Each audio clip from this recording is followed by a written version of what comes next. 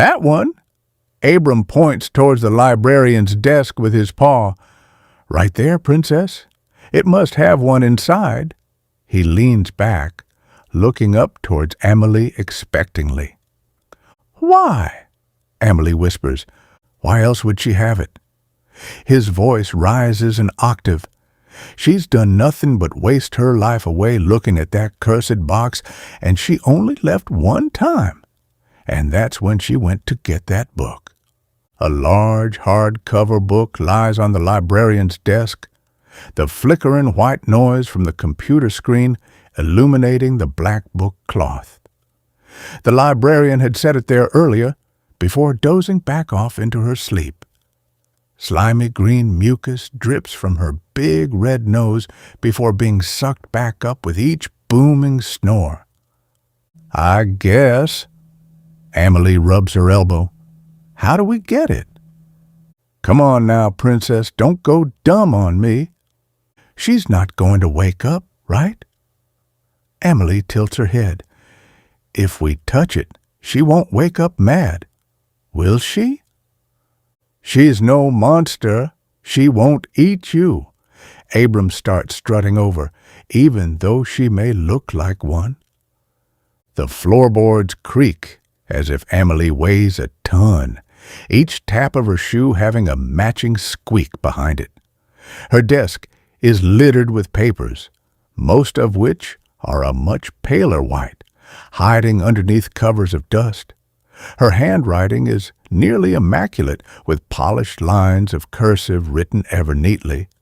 An oddly colored candle sits at the corner of her desk, emitting a purple flame, one that does not give any actual light.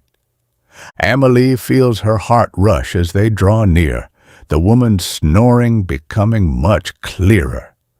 She can even hear the slurping noise of the mucus being sucked back up. Abram hops onto the desk, papers swishing slightly as he does, and the librarian shows no signs of noticing. Abram paws at the book, beckoning Amelie to drag it from her desk. Amelie reaches forward, her arms shaking as her eyes dash from the book to the librarian's closed eyes. The librarian's eyelids tighten, her mouth moving slightly as she begins to stir in her sleep. Princess, hurry! Abram, still whispering, pressures her onward. The book seems to distance itself from Amelie's fingers, the librarian's breathing growing louder and louder. Princess! Abram's voice grows. The librarian's eyes start to open, her body straightening out in her chair. Amelie jumps a few steps backward, almost tripping on her own heels. Her! Ugh! Abram hisses, putting his paw on the corner of the book. The librarian's eyes open, blinking slowly as she comes back to reality. Her eyes dart to Amelie, sending a chill of panic down her spine. Abram pushes his paws forward, toppling the book off the desk with a shaking thud. The covers part, the pages open, and the anxious feeling of dread soaks into Amelie's now red cheeks. No! The librarian shouts, her raspy voice echoing between Amelie's ears. She jumps to her feet, taking a few steps back as she puts her hands on her head. What have you... Her voice grows louder and louder, shaking the shelves as the book starts to grasp onto their world. Amelie's limbs start to grow, curving into unnatural positions. Abram's body dissipates into smoke, and each hair frizzes up as if he were hit by lightning. The librarian's eyes roll back into her head before shooting out like confetti from a prank can. The black shadows from the library twist into caricatures, bright purple, blue, and green colors swaying over them like ribbons. As a booming, sucking noise sounds, as if the book is becoming a vacuum to pull them out of their worlds. Amelie grips onto anything she can nearby. clenching her eyes as she feels the book tear her skin off bit by bit until it stops. No, no, no, no, no, no, no. The librarian's screams resume, slowly fading back in. You fools! She turns away from them. What have you done? She shouts. Don't be so dramatic, you big oaf. Abram sits down, observing his new surroundings calmly. You don't understand. She falls to her knees, sheltering her head under her arms. Not again, she says quieter. Amelie crosses her arms, trying to find a piece of warmth as the cold winds from this place hit her harshly. The sky is pitch black, but not as if it's late, as if the clouds have matched the color of the smog that reaches them. The ground is barren rock, a dark gray stone that has no comfort or give. Hundreds of ore deposits litter the ground, covering the barren, rocky landscape. Dark gray stone houses and buildings with wooden doors barely hanging on sit all around the mining site. In the distance, a bright, elegant white staircase leads up to a celestial-feeling structure in the sky. Two figures stand guard beside the doorway, but they're far too distant for Amelie to make them out. This place does feel quite dreary, though. Abram sits down, licking his paws. Dark, green-skinned creatures stand over the ore deposits, swinging their pickaxes at the same time as if they're playing a song. Orcs, scars covering their visible bodies, chant a song together, chipping off pieces of the white crystal in sync. Brown, rocky paths lead between bits of stone, also trailing far off into the horizon.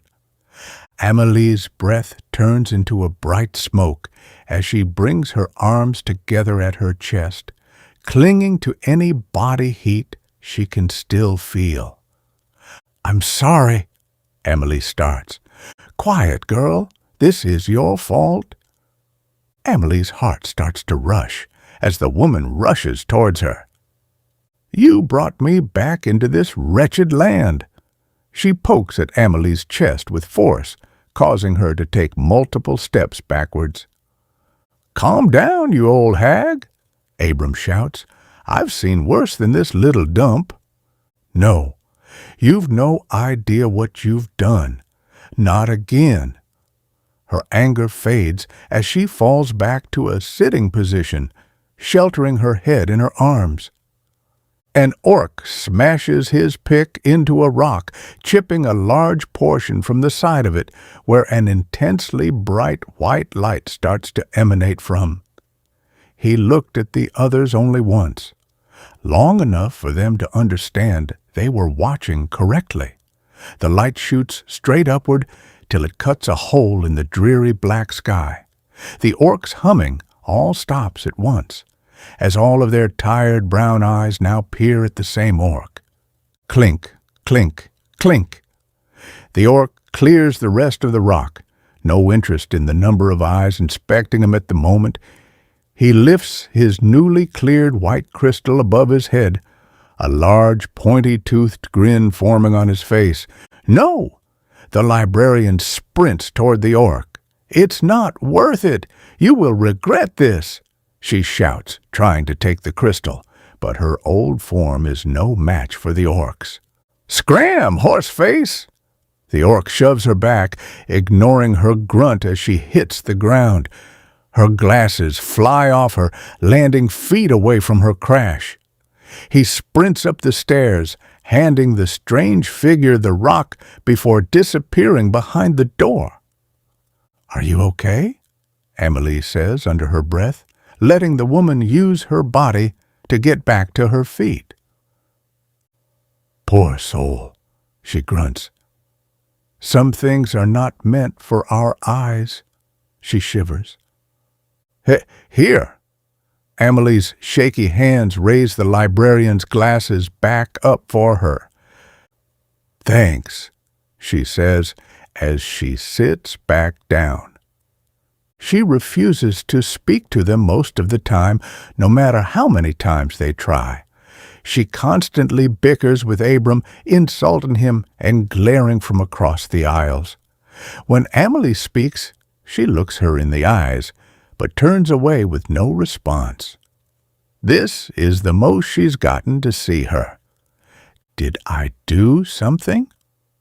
Amelie isn't sure, or maybe she's just like this.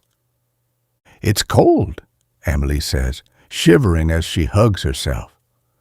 Silence fills the air, wind reclaiming its place. Abram leans against Amelie's leg, trying to force more body heat inside. I served as the nurse during the Ashen War, the librarian says after some time, her eyes still closed. I bore witness to atrocities beyond what most souls are meant to endure. I extracted bullets from shattered flesh with my own hands. I watched men return from battle missing their limbs, yet still begging the heavens for another breath. I have read thousands upon thousands of texts. I have filled my mind with mankind's cruelties, its perversities, its endless talent for suffering. She points toward the structure in the distance, and yet nothing I have ever seen, imagined, or studied has rivaled whatever rests beyond that door. You've been here before, haven't you? Abram says plainly. The librarian sits in silence again, this time with a more judgmental gaze locked onto the black cat. With insight of that caliber, you may perhaps be the brightest house cat I have had the displeasure of meeting. Oh, excuse me for being an active listener. Next time, I'll continue just zoning you out, he says as he faces away from the librarian. I'm Amelie. Amelie verbally steps in. My name is Echnid, she says plainly. That's a fitting name. Abram snarks. The full moon now lingers over the sky straight overhead, the sound of pickaxes breaking stone drawing to a close. The orcs start down the paths, disappearing into a variety of different buildings. A few orcs linger behind, still smashing into rocks with hopes of maybe finding their own treasures. What is this place? Amelie says, shaking. It might not look like it, but this is a breeding ground of knowledge. She stands up. Everybody desires information. Everybody desires to be more than what they are, and everybody so desperately desires closure. She points up towards the white building in the sky. That is what that building offers these people. It offers us. What's in there? Amelie asks. I pray that you never witness the answer to that question, she says, and starts walking away. Let's go find some warmth, she beckons Amelie to follow. She leads them to one of the stone buildings a few yards away, holding the creaky wooden door open for them to pass. This building is much wider than the others, with many more windows carved into the walls. A sign with a mug of alcohol is held on the wall next to the door where torchlight and chaos pour out. A tavern filled with orcs of all different types, short chubby men, brutish women with long hair, and even ones that look like younger children, cover the room. They sit on stools at the counter, stomp their feet to the music on the chairs, or dance with little rhythm on the floor. But rhythm is not why they're here, as each of them bears hearty grins and erupts in joyous laughter. Trading the cold for this nonsense may not have been a great trade-off. Abram snarks as they all take seats at a table in the corner. It's not nonsense. Not all noise is pointless. She fixes her glasses. This is how they are de-stressed after a long, hard day in doing actual labor, something you've never experienced, I'd wager. She looks over at some of the orcs towards the counter, watching them pat each other's backs with such force that it thuds with power. They clink their cups together, belly laughing as they down the liquid together. No matter how you're born, you still have wants, feelings, and dreams. Those beings at the top of the stairs promise them knowledge in trade for their labor. And knowledge is important, because that's how you answer questions and find closure. Closure is what truly brings you peace in life, and so they work day in and day out. What knowledge could creatures like these possibly seek? Swing tool, break rock, repeat until death. Abram snarks. They are brutish, yes, but not cruel. There is a difference. These people work, sing, celebrate, and grieve together. That is more humanity than many kingdoms possess. Most of them desire nothing more than warmth, food, and somebody to return home to. Those are not foolish desires. That palace poisons them. It convinces them that every question deserves an answer. But some curiosities are better left out to starve. She takes a deep breath. Have you been up there? Amelie ducks lower, trying to avoid any eyes. But for once, Amelie felt less noticeable than the room around her. More times than I should have. Echnid's expression darkens. At first, I sought understanding. Then I sought more. Then I sought everything. She speaks quietly now.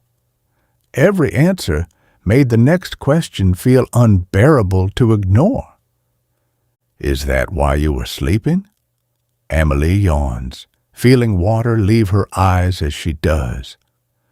Amelie rubs at one of her eyes, trying to keep them open despite how heavily they burn.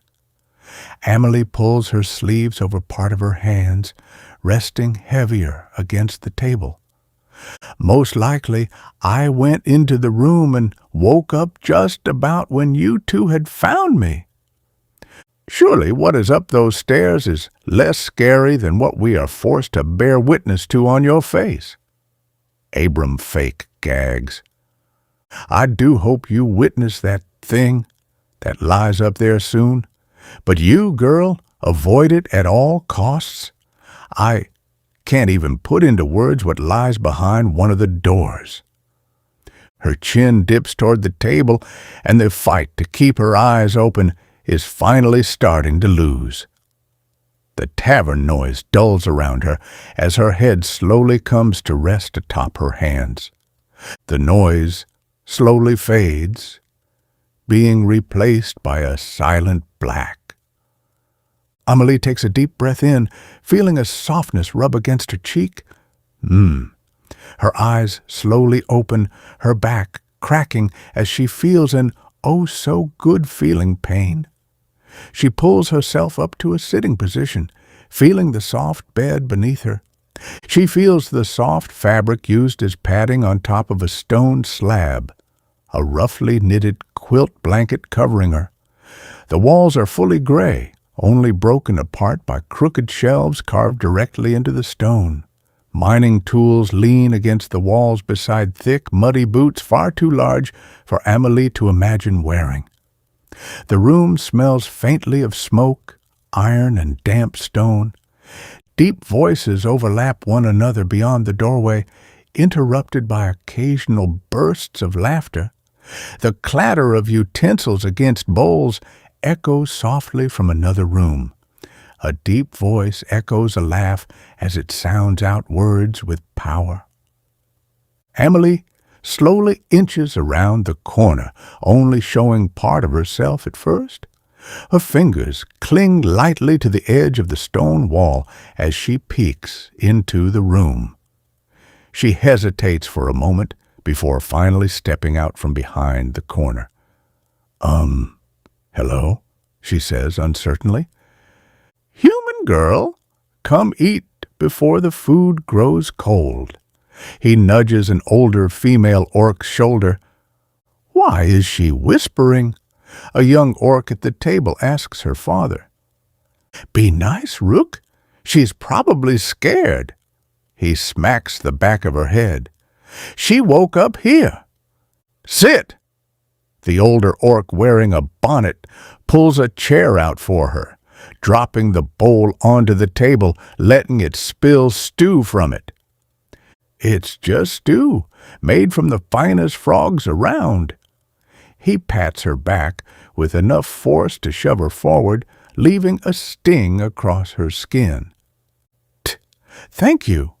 She picks up the wooden ladle, dipping it into the watery stew. It's a green broth, with small pieces of meat and herbs drifting through it.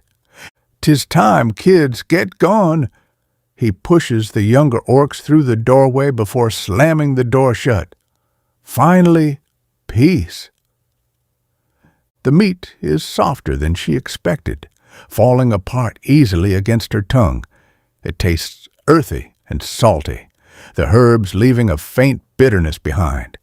The broth tastes salty and earthy, with a bitterness from the herbs that lingers on her tongue.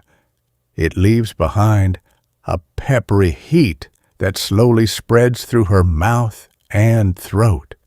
Your folk are already gone to the mining fields, probably waiting on you by now. But first, his hands peruse through the chest with no care, tossing out bits and pieces as the metal makes loud clanks against each other. "Here it is." He turns around, holding a small knapsack, brown and held together by tape. "Don't thank me. Think of it as a gift." He tosses it at her feet with a thud. "Thanks," Amelie mumbles, slowly lifting it to her lap. She pulls the bag's lips apart, peering inside to see a metal pickaxe rough from use, some brown gloves far too large for her, and some stale bread inside a bag. A bag holding a small tent, a fire kit, and some blankets also hides beneath those. Amelie looks up at him with a soft smile as she feels his eyes piercing her. "My kids also have some garments in the room to your left. Feel free to toss some on. I'll see you in the field." He grabs his own bag and is followed by his wife disappearing out the door. She stops before the old mirror, staring quietly at the figure reflected within it. The brown clothes hang loosely off her small frame, smelling strongly of dirt and clay. The gloves are too large for her hands, forcing her to flex her fingers awkwardly. She barely recognizes herself beneath the rough fabrics and scarf.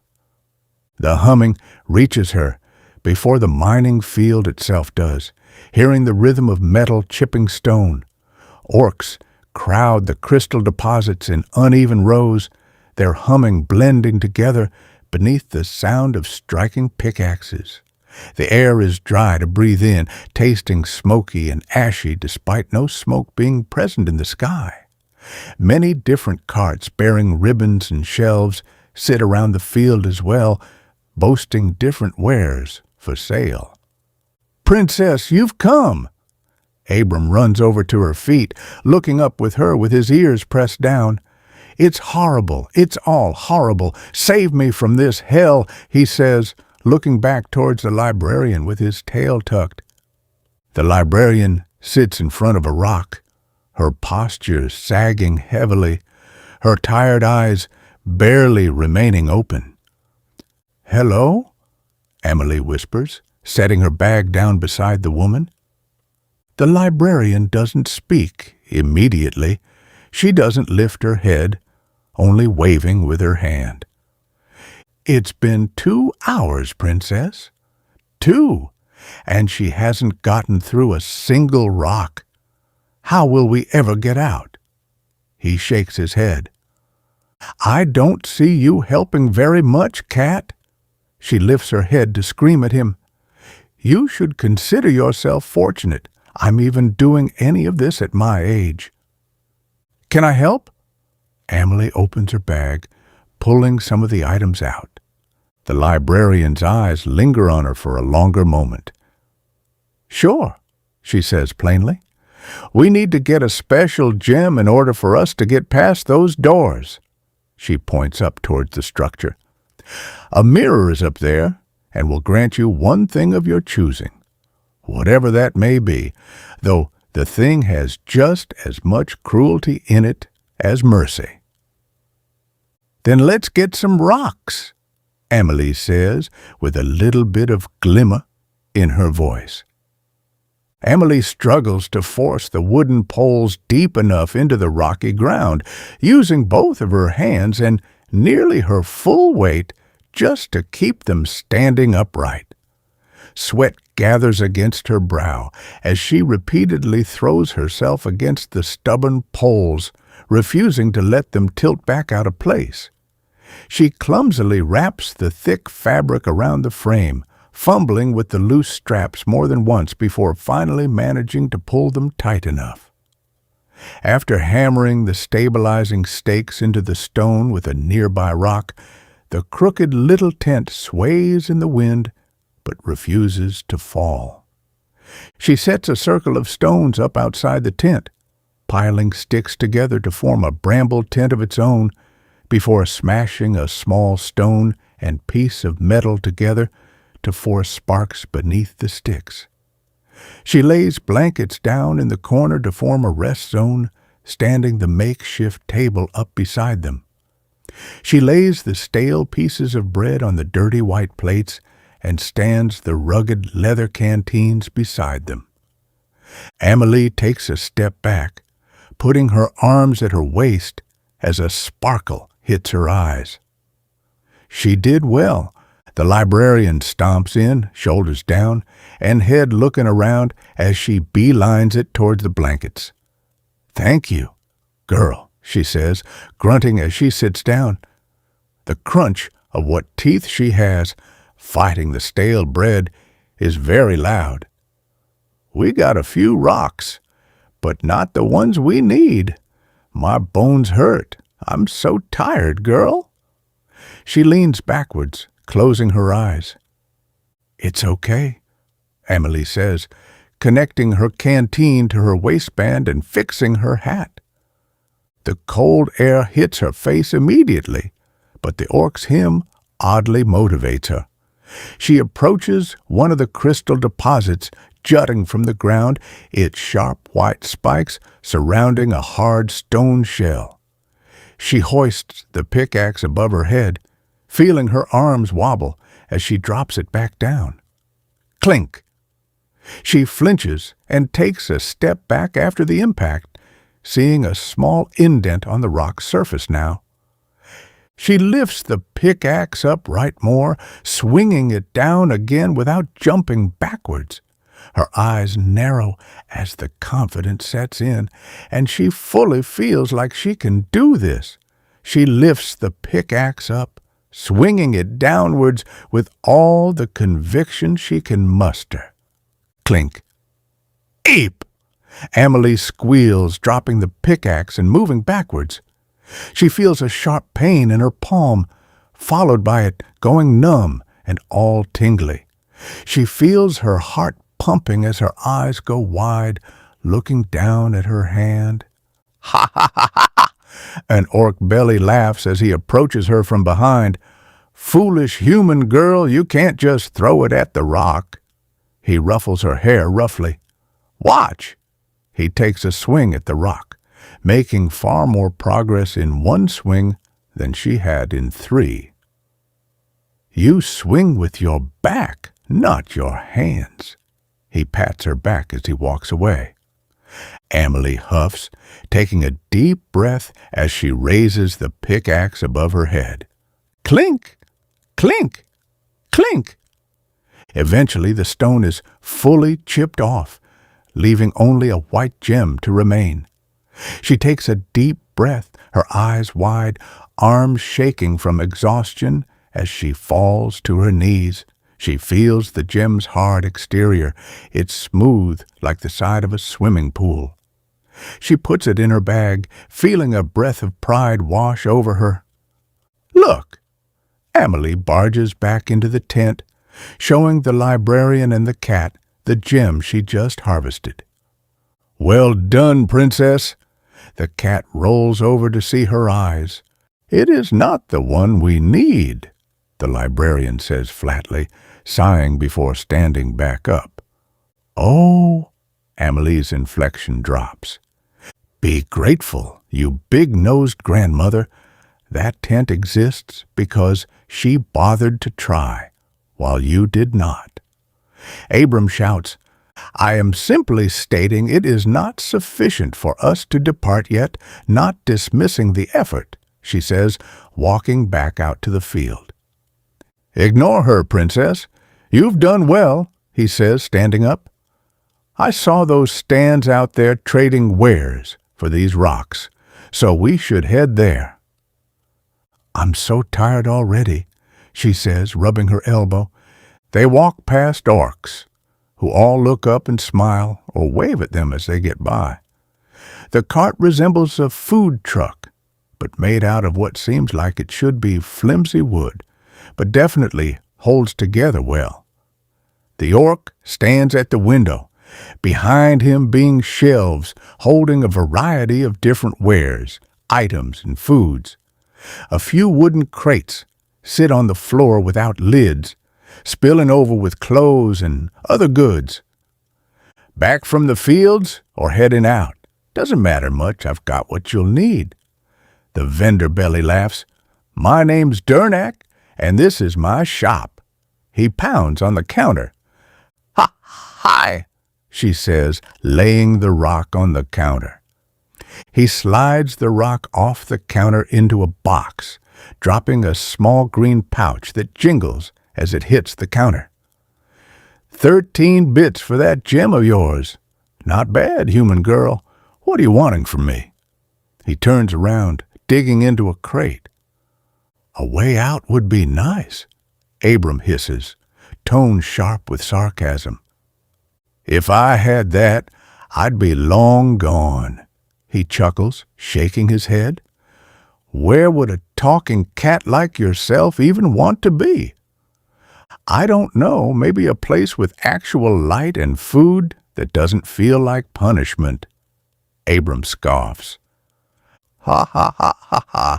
Hey now, don't knock the food. Roasted troll toe fills you up."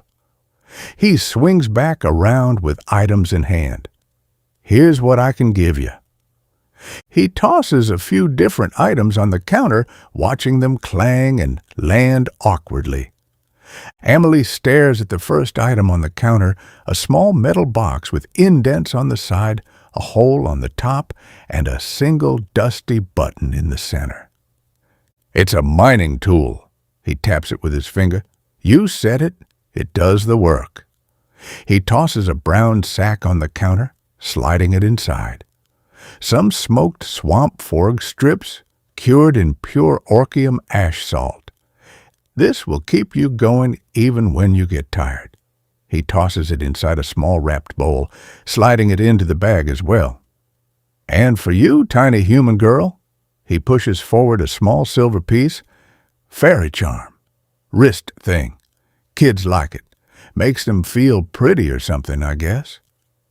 Amelie hesitates for a moment before carefully taking the small charm between her fingers, turning it slowly as a tiny, shiny fairy catches the light and seems to dance across its surface.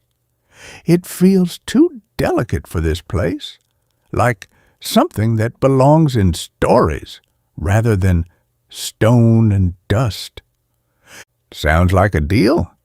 He nudges the bag toward her, grinning.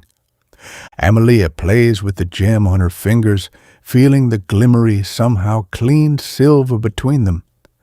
The dancing fairy piece on the side makes Amelie's eyes shimmer.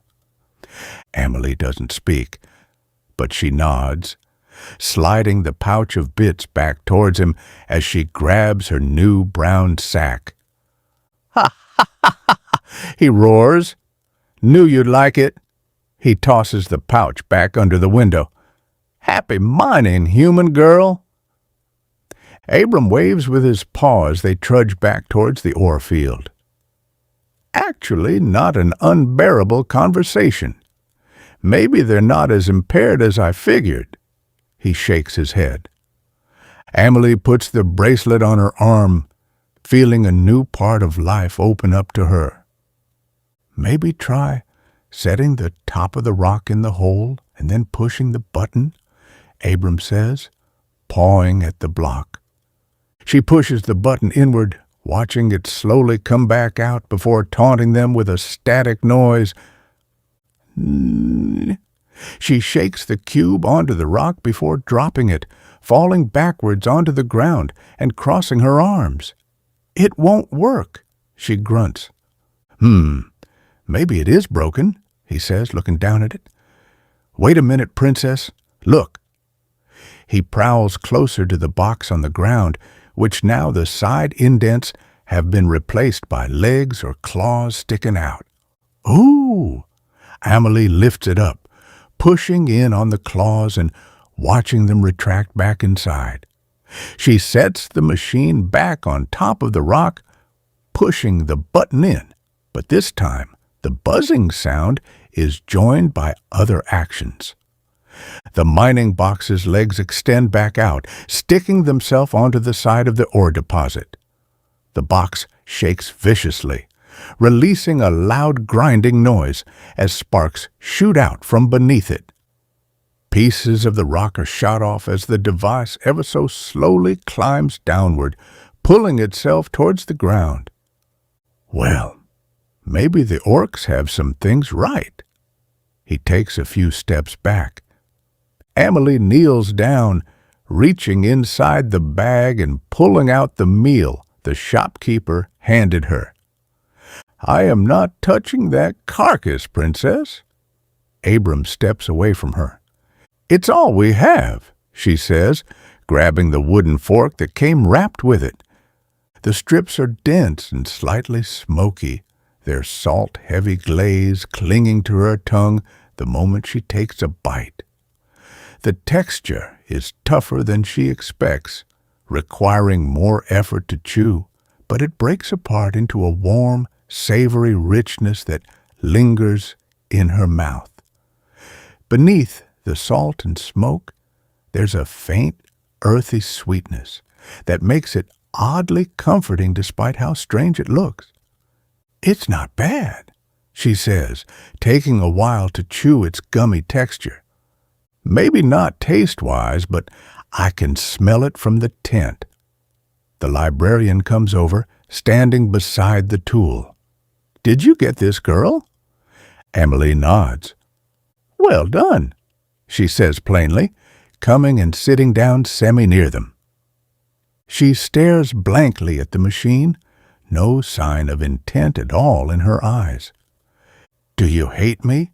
Amelie asks bluntly, putting the plate down. The librarian looks over at her for a moment before returning her gaze to the ground. The silence in the air is booming even behind the grinding box and the orc's hymns. "Of course not," she says, taking a deep breath. "I don't even know you." "Why are you so cold, then?" She tilts her head.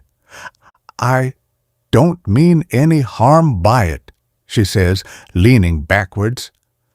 The sky starts to be fully dark, making it hard to see anything. The orcs slowly leave the area, leaving the barren landscape open and lonely. "I've spent my whole life in pursuit of knowledge. Every waking moment I had was spent reading, trying to see everything our world and others had to offer. I never really had friends or hobbies, so I never really learned how to enjoy much. But I had books. I could leave our world behind, disappear into any place I wanted." She pauses quietly. "Knowledge brought me comfort. So I became a librarian, hoping it would stay with me in a more permanent way, but I do not think it ever truly did." Amelie scooches over, laying her hand on the librarian's, but the librarian pulls her hand away. "I came here, and I did what you did.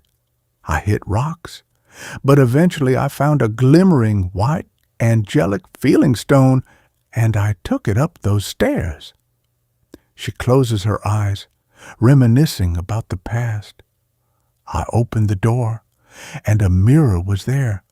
A man in the mirror promised me anything I wanted, and I wanted knowledge, so it gave it to me, and again, until I couldn't stop. Anything I was interested in, I could know it all. It felt strong, too strong and alluring, and I couldn't stop. Dozens of times I got to that mirror, until one time the mirror wasn't there, and something else I couldn't explain was... "Did it hurt you?" Amelie asks. "I don't know. Everything went black until you woke me up. I guess maybe I was scared too, or that's just an excuse." "Are we going to have to go to the mirror?" Amelie asked. Hopefully we see the mirror. But it's late. You worked hard today, girl." Amelie pulls the blanket up to her chin, feeling the oddly sound, comforting ground beneath herself. She yawns, feeling the weight of the world disappear under her pure exhaustion. She feels Abram's tail wag at her feet as he lightly snores at the foot of the blankets. The day had gone quiet in a way Amelie wasn't used to. Lying in bed, she listened to the soft absence of noise around her, expecting the familiar feeling of being alone to settle in like it always did. But it didn't come the same way tonight. Instead, there was just calm, not empty, not heavy, just there. Her fingers curl lightly around the fairy bracelet at her wrist, and she keeps it there as her eyes slowly close. The mining machine rattles as it hits the bottom of the rock, finally drawing to a stop and sucking back in its legs. It topples over, revealing another plain white rock in its place. "Grrr!" she grunts, throwing the rock onto the ground. She crosses her arms before falling to the ground. "There's none here!" she shouts, closing her eyes. 16 deposits have been broken down, all of them resulting in plain rock-like gems. Nothing will help them escape from here. "Ha ha ha!" Another orc belly laughs. "Don't get worked up, girl. You'll scare the gems off screaming like that." "They have ears?" Amelie's eyes widen. "Well, not really," he laughs, grabbing Amelie by the shoulder and lifting her a little before dropping her back onto her feet. "But kinda." He points toward the mining field. "See 'em? They sing while they work. Ain't always about getting to the end of something. Stone means nothing if you never swung the pick." He grins, tusks showing slightly. "If I just handed you the gem and sent you off to wherever you want to go, this place'd leave your head by tomorrow. But now," he thumps a fist against his chest, "now the mine's got their hooks in you. Hurts a little, freezes you half to death, means you'll remember it." He gives her a rough pat on the back that shoves her forward a step. "You got this, human girl." He disappears just as fast as he had shown up.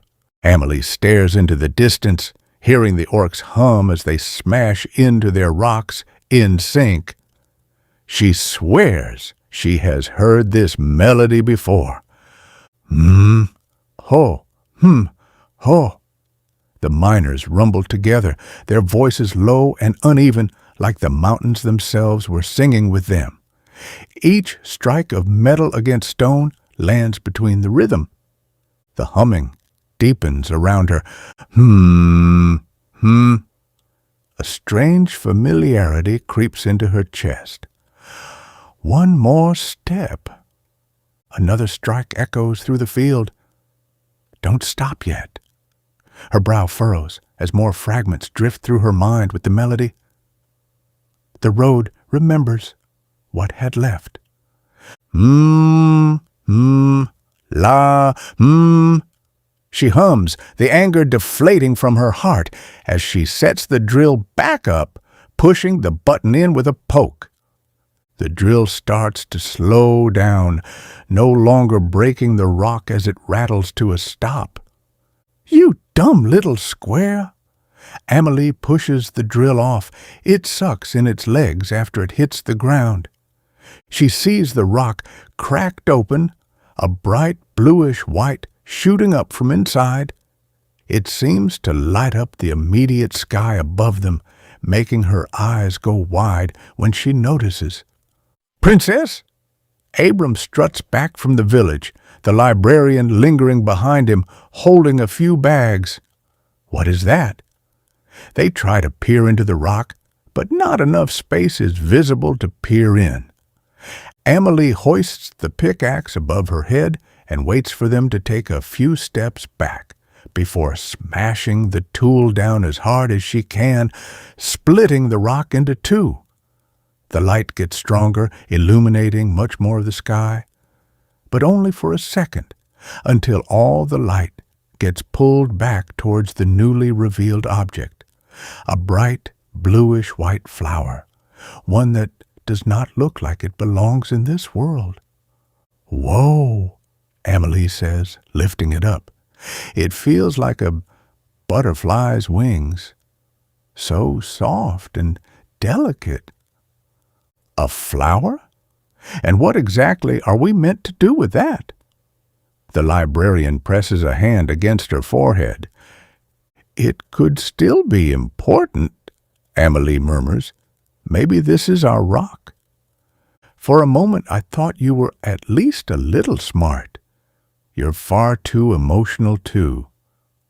She starts walking away. "For once," Abram says, his tail flicking behind him as he looks toward the librarian, "try trusting someone besides yourself." He glances down at the flower in Amelie's hands. "The kid's gotten us farther than your books have so far." The librarian stares at the cat for a moment, at first a look of disgust dawning on her face, but it soon softens out. "I'll go, just so I can say I told you so." She fixes her glasses on her bumpy nose. Amelie looks upwards from the bottom of the stairs, seeing what feels like only a dozen, but also hundreds at the same time. They're all made from a soft marble with dark black stone accents. The staircases have no railings attached to them, nor do they have any braces or stability holding them up. They just seem to float up into the sky. As they're marching up the stairs together, Echnid and Abram start to get slower and slower, really quickly.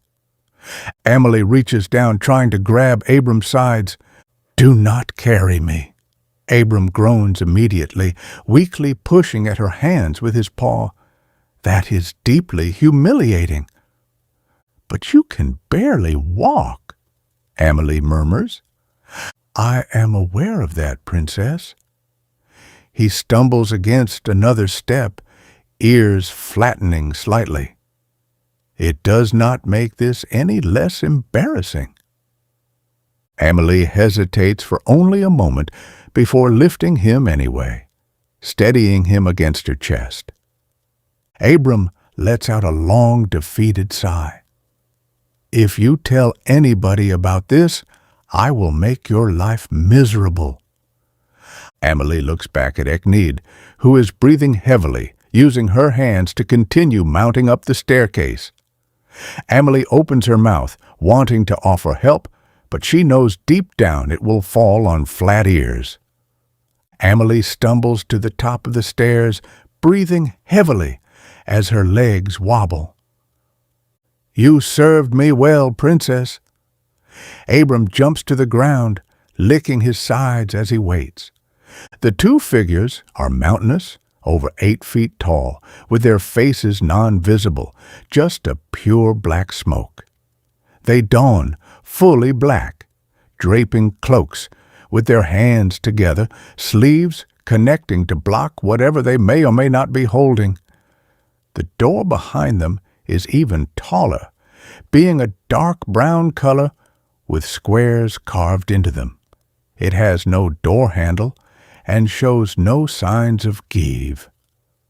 Amelie looks all around her, feeling her body shake as nervousness crawls through her chest. The platform creaks beneath her feet in a way she really does not like. One bad step and she might fall forever, or splat into something awful before she even reaches the bottom. Amelie stands up, hearing Echnid finally reach the peak as she approaches the looming figures. Amelie blows upwards, shoving her bangs out of her face. She stands there, waiting for either of them to acknowledge her presence. But they don't move an inch. Only their cloaks blow in the heavier wind up here. "Lift it up, girl!" The librarian ushers in her deep breaths. Amelie clutches the flower with both hands, holding it close to her chest. Step, step, step. She stands at one of the figure's feet, looking up at him, hearing each of her breaths deeply. She hoists the flower upwards, its petals fluttering in the wind. Silence. Her arms shake as she tries to fight, to hold it still. The figure's head slowly turns, looking down, not at her, but at the flower. Its arms slowly separate from each other. Fully void black hands covered in a complete shroud of smoke are visible. The hand reaches down and, without touching, pulls the flower from Amelie's hands.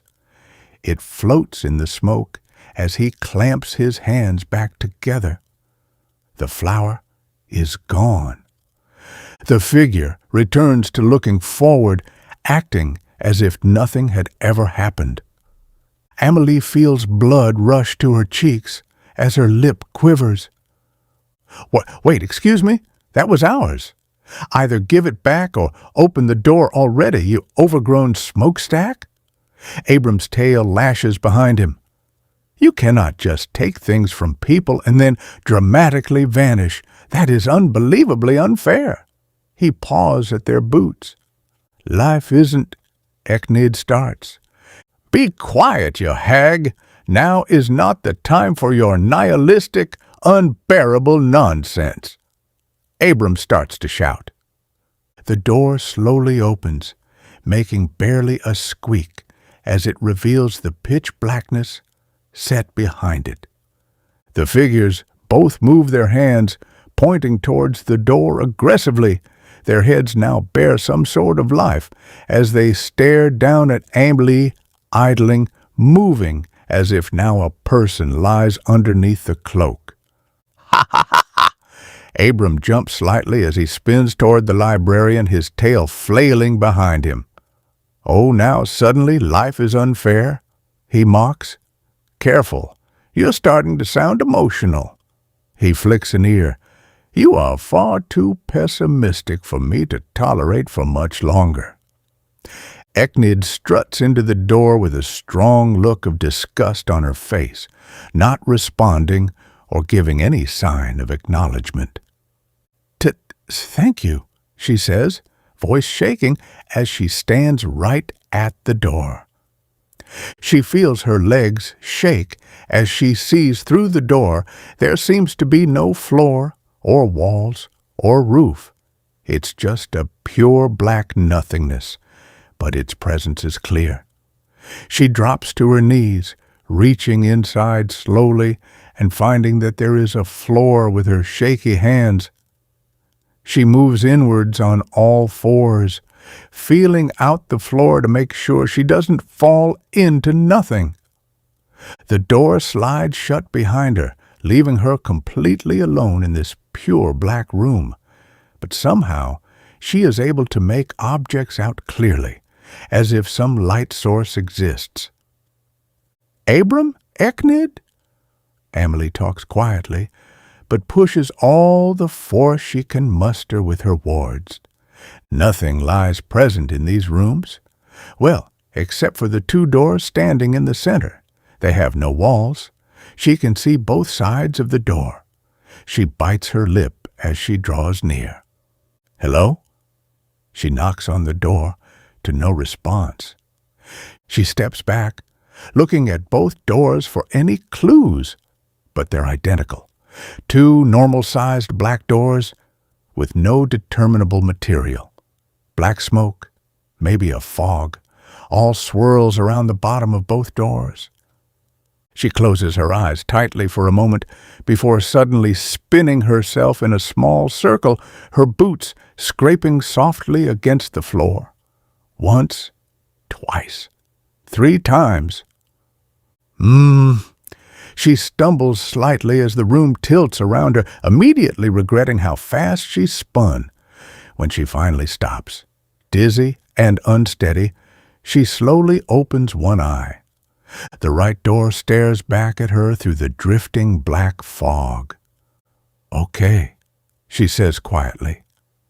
She approaches the door, laying her hand on the freezing cold doorknob as she closes her eyes. She sucks in a slow breath, then lets it sit there, waiting. She pushes the door open, waiting for wind or any noise to hit her, but it stays silent. She slowly draws her eyes open, seeing more of the black, smoky floor inside. She steps inside, the door drawing close behind her. A small gush of wind blows a few feet away as a tall oval mirror pushes through the floor to float in front of her. She walks to the mirror, black smoke floating around the inside of the mirror too. The smoke starts to swirl together until it forms a fully black hooded head with only a mouth visible. "Anything you wish to know, I will show you." A silence draws over the room. "Anything you wish to become, I can give you." Its voice is incredibly deep, followed by a chorus of quieter, higher-pitched vocals. Her heart rushes as she opens her mouth to speak, but can't force out words. "I want to go back to the place I came from." Her sentence gets quieter at every moment she speaks. "Then I will show you every road that leads back," he booms, the smoke reclaiming his face once more. The floor in the corner makes loud, cracking noises as different squares fall downwards, disappearing into the blackness. The corners fall, and then the outskirts, as all of the floor falls, drawing closer and closer to her. She falls to all fours, her eyes drawing wider than ever before as her whole body shakes. She closes her eyes tightly, putting her head down as she hugs the floor, holding on with everything she has. She hears each and every floor being plucked from each other, jumping at every thud, until it stops. Silence. She opens one eye, seeing that the room is so much smaller. The pseudo walls are all 1 foot from her, the roof down just above her head. All that remains is her, and a black, much smaller door. She exhales the breath she had been holding on to, taking in a new deep one to replace it as she pushes the door open. The scent of candles and dust hits her immediately, but just before she walks out, she hears something. A low bloop, bloop, bloop echoes through the space beneath her. Each one feels almost like a word, like language pressing up against reality, but it breaks apart before her mind can hold on to it. Meaning flickers for a moment, then slips away. The noises repeat, coming from all types of different directions, but all hitting her ears at the same exact spot.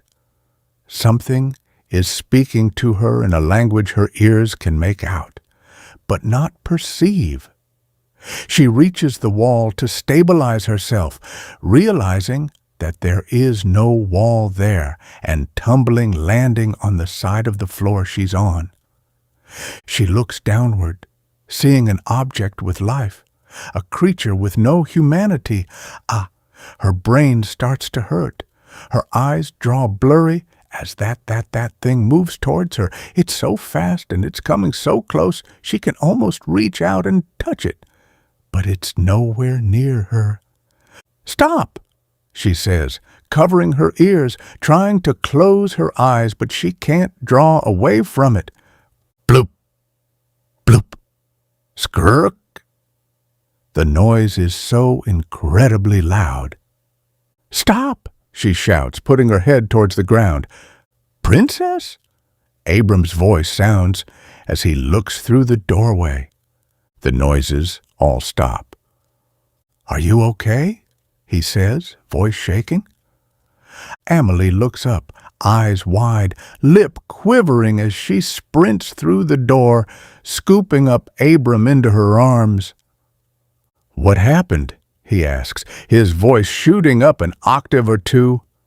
She whimpers, tightening her eyes, but the tears still manage to pry their way out. She doesn't answer, and her nails dig into his skin, but he doesn't push her away. A moment passes until the tears come to an end, and she lets go of the cat. "Princess, I do bear good news, at least." He licks his sides. "Look," he points with his paw toward the locked cog door. Echnid is bearing a void-colored cog, shoving it into all the different cog-shaped indents, trying to find the right spot. Eventually, she does, and it tries to move with the chains, but the other missing cogs don't allow any movement. Amelie closes her eyes, clenching her fist and looking back towards the ground. No one speaks for a long while. Amelie lies on her blankets, covering her head with her pillow. Her breathing gradually steadies, the tightness in her chest easing just a little as she lies still. She draws in a deep breath, trying to think of nothing, but that thing won't leave her thoughts. She hears the blooping noise on repeat, but she also hears footsteps start to draw near. Amelie. The librarian talks in a soft way that Amelie has never heard before. "I got you a gift," she says, softly laying down a book beside Amelie's pillow. "Thank you," Amelie whispers, continuing to hide her head under her pillow. Echnid nods with a bow before turning away and walking away with the clicks of her shoes. Amelie takes a deep breath, slowly leaning upwards and wiping her eyes. She pulls her sleeves over her hands as she looks at the book, a brightly colored blue, green, and yellow hardback story. On the front is a beautiful brown-haired fairy wearing a blue dress and wielding a brown gemmed wand. Behind the fairy is a large, unrealistically large brown tree with branches shooting off for miles. Tons of fairies have visible houses and other structures built on and around the tree. In the top left corner, almost out of view, lie two very bright red eyes. A black body with 8 long branching legs accompanied it. In large green text, the title sits at the top of the page, reading, "The Briarwood Accord." She wipes the final pool of tears from her cheeks, clutching the book to her chest as she lies back in bed. She looks down at her bracelet, the fairy still dancing with no care for what goes on around her. Maybe fairies get scared too, she thinks quietly. Maybe they just keep dancing anyway.